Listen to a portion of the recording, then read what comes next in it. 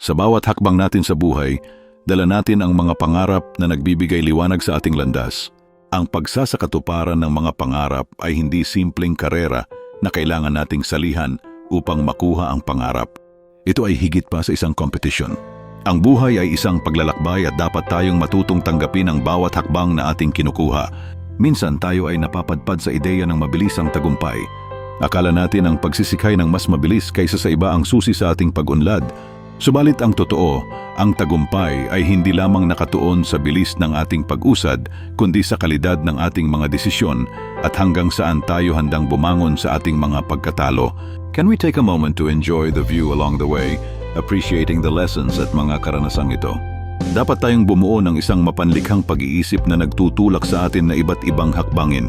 Ang bawat kwento ng tagumpay ay may nakatakdang yugto ng pagsubok at kahirapan. Dito natin makikita na ang bawat pagkatalo ay isang pagkakataon upang matuto at maging mas malakas. Hindi natin kailangang magmadali, kundi sa halip ay dapat tayong tumuon sa pagbuo ng ating mga kasanayan at talento.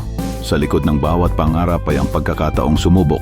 Ang tunay na halaga ng buhay ay ang mga relasyon na nabubuo natin sa mga tao sa ating paligid. Sa pagtulong sa isa't isa at sa pagbibigay inspirasyon sa kapwa, mas magiging makabuluhan ang ating paglalakbay. Kaya't huwag tayong matakot humingi ng tulong o magbigay ng suporta sa iba. Dahil sa ganitong paraan tayo nagiging mas matagumpay hindi lamang sa ating sarili, kundi sa mas malaking kabuuan. Pagdating ng panahon, kapag tayo ay tumitingin sa ating mga nakuha, makikita natin na ang proseso ng sambayanan ng ating mga pangarap, ang ating mga karanasan at mga leksyon na natutunan ay higit pa kaysa sa anumang gawad makakamit. Ano man ang estado ng buhay, lahat tayo ay may kakayahang makamit ang tagumpay. Ngunit ang tunay na tagumpay ay nagmumula sa pagsusumikap, pasensya at pananampalataya sa sarili. Sa ating paglalakbay, tandaan na ang buhay ay hindi isang karera. Ang bawat hakbang ay mahalaga at ang halaga ng ating mga pangarap ay nasa ating mga mata na nagmamasid at nakakaranas sa kagandahan ng ating paglalakbay. Kumilos tayo na may layunin at sa huli makikita natin na ang tunay na tagumpay ay nasa ating mga puso.